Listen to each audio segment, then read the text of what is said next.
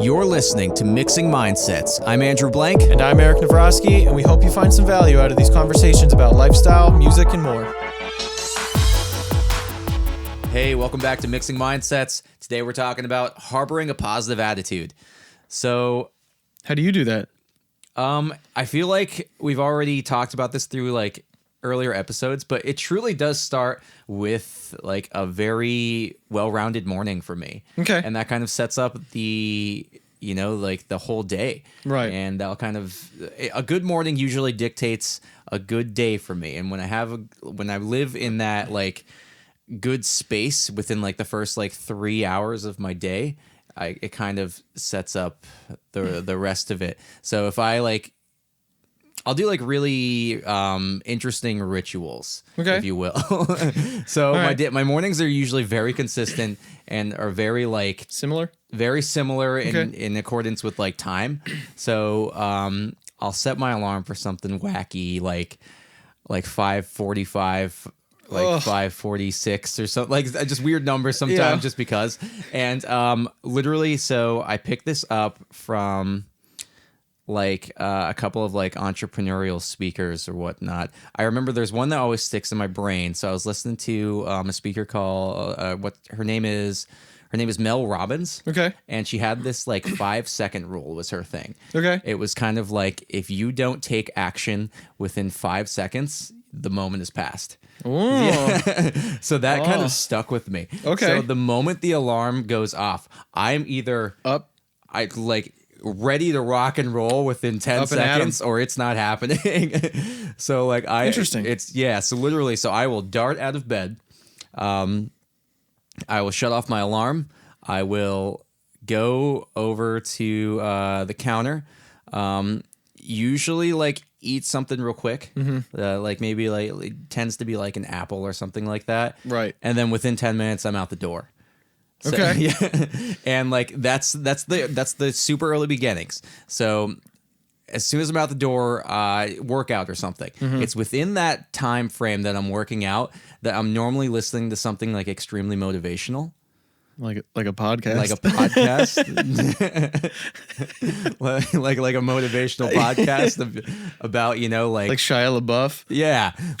Just do it. Yeah. And just a lot of that stuff. Right. And as cheesy the as Rock it is. In the Tech Nine song. Yeah. Yeah. Exactly. It's about drive, it's about power. Yeah.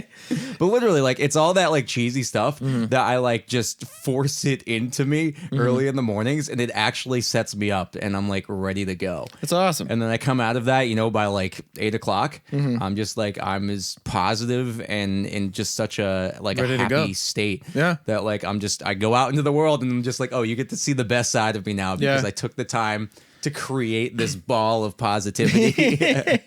Yeah, that's cool. I have a hard time getting up in the morning. Mm-hmm. That's the biggest struggle for me. But today was one of those days where I got up and I was just out.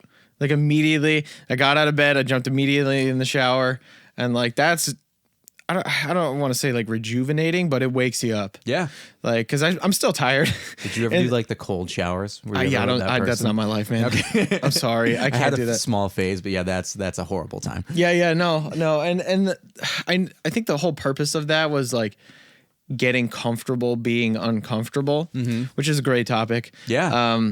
But yeah, no, I don't think that the cold shower really is going to change my mindset a whole lot, because I do believe a lot of these rituals that you do are because it's putting you in a different mindset because your brain works that way. Right. But it might not for everybody. Oh, exactly. So maybe that cold shower does work for somebody else. Absolutely. Doesn't work for me.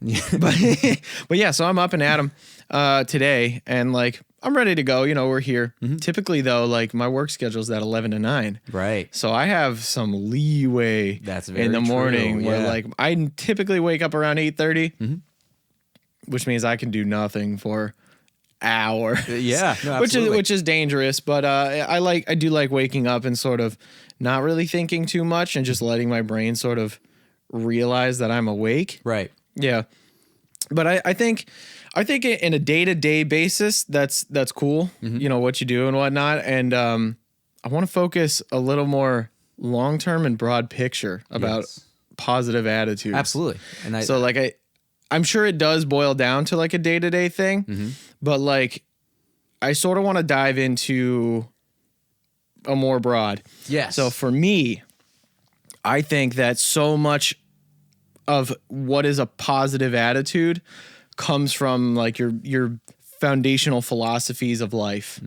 So like I think if you're that type of person that's like, well, everything sucks and and everything's bad, and you're basically that half that glass half full kind of mentality, that is not setting yourself up to a long-term positive attitude. Right. And I think that's dangerous and kind of scary to be in because it's a vicious cycle of just like negativity. Right. And for me, like there is no way around it. Like for me, it definitely boils down to like God. Right. So like I have to keep my focus on God and like the positive aspects of God. So like when biblically it says like we're promised peace and accepting God, you have a future that is hopeful. Right.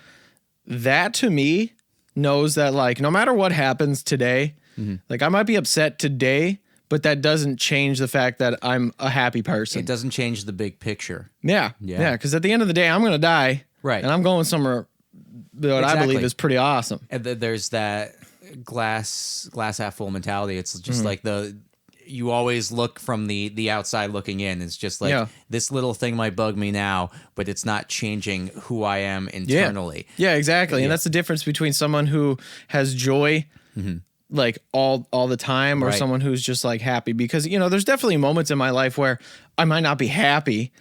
Something happens and you're like, oh, I'm super bummed about that, or that really sucked, or I'm going through a time that's very difficult. I think even now, Sarah and I are definitely going through a more of a difficult time, but that's not going to affect my overall happiness and joy. Like, yeah, it sucks, but that's part of life, and how to manifest that. To me, it's literally always going back to God. Your foundations, absolutely. Yeah. I think both of our perspectives create the big picture.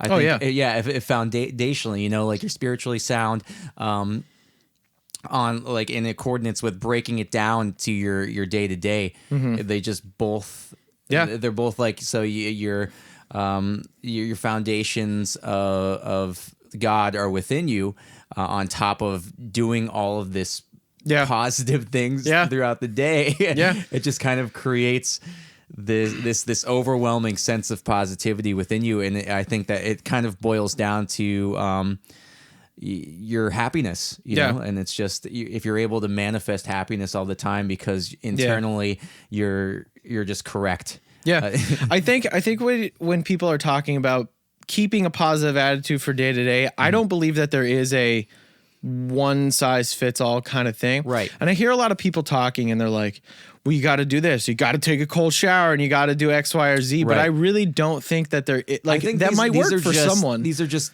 little puzzle pieces that create the big picture. They're just there as like additional things to help you, like they're just add-ons, if you will. I think you need to find that thing that works for you. And I think it's good to listen to people and say, well, what did you do? Right. How do you do it? Yeah. And like, I'm going to try it and maybe that doesn't work, but that doesn't mean that that didn't work for you, which means nothing is going to work for you. There's going to be something else. Right. It's just about finding it. Yeah. I think for me, a big thing was realizing that like I sometimes need to emulate the people I want to be like. And if Amen, brother.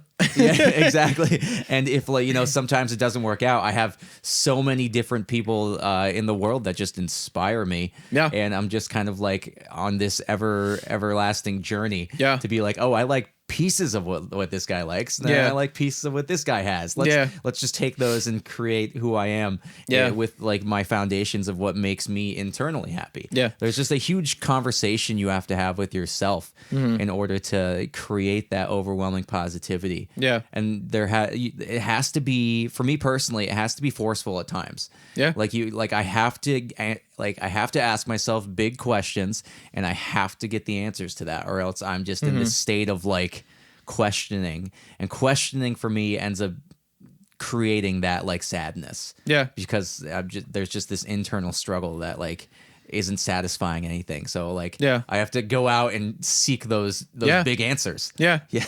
And I think you could probably quantify this as there are external factors that might change your perception, but I do believe that most of this is internal. Right. I think that, yeah, something could happen that you're like, wow, I'm super bummed, but this like overall positivity, this overall joy, this overall happiness that you can have being a person. Right. Like, is someone going to describe you as a positive person or a negative person or something? I think that's internal. Right. You know, and it's like you need to make that choice yourself.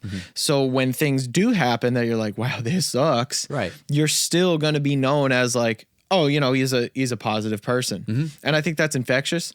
I think that leads to other people. Absolutely. So when you're looking at yourself, if you're thinking to yourself, man, I wish I was more of a positive person, you got to start surrounding yourself with positivity. And people who are of the like, you know, minded. Exactly. And then you just kind of all manifest together.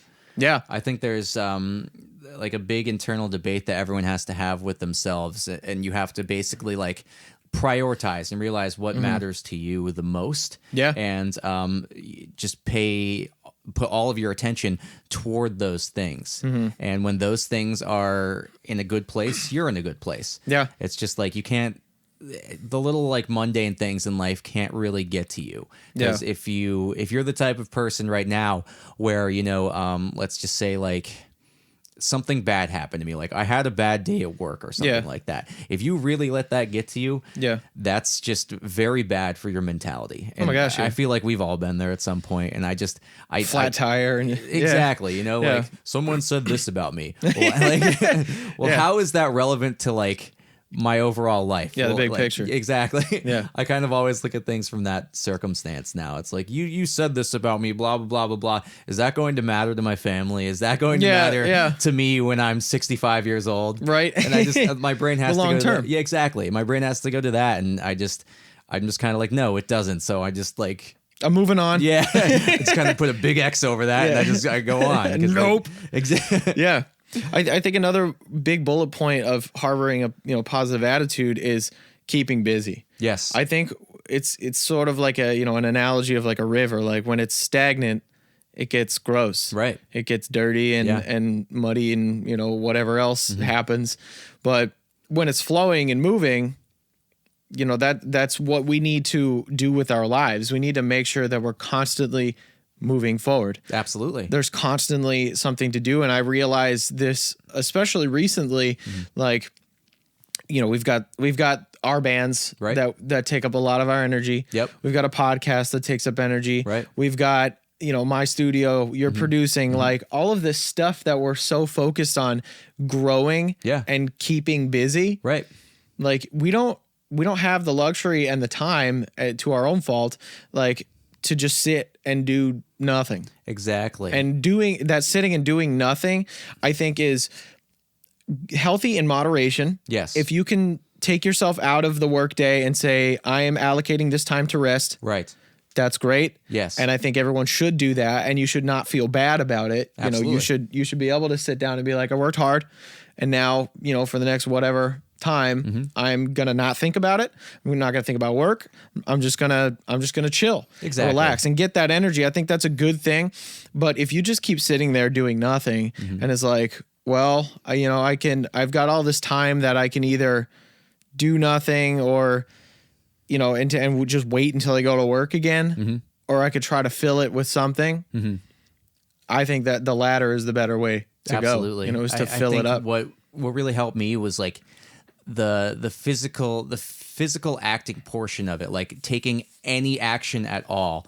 So, in regards to like wanting to get things done, I became a list person. Yeah. I don't know if you're the same way, but like there was something very satisfying about being able to create the physical list, scratch everything off. And when that's done, take a breather. Yeah. Like, just relax. Yeah. There was something about like the accomplishment in doing that. The dopamine hit of check marking. Exactly. Otherwise, I'm that type of person that's just like, I need to do a million things. And like, I'll forget what half of them are by the time I'm like done with 3 of them. Yeah. And I think those little wins and successes basically on a day-to-day basis are what can really help you with a positive attitude. Absolutely. You know, when you can see like, hey, I did something. I accomplished this today. The sense that of helps. accomplishment. There was a job to do and you did it. Yeah. And it's all these little pieces that create the big picture. Right. Right. And that helps. You know, I think that helps a ton. All right. I think this was a positive. I think this is extremely positive. positive episode. Absolutely. Word. Well, thanks for tuning in.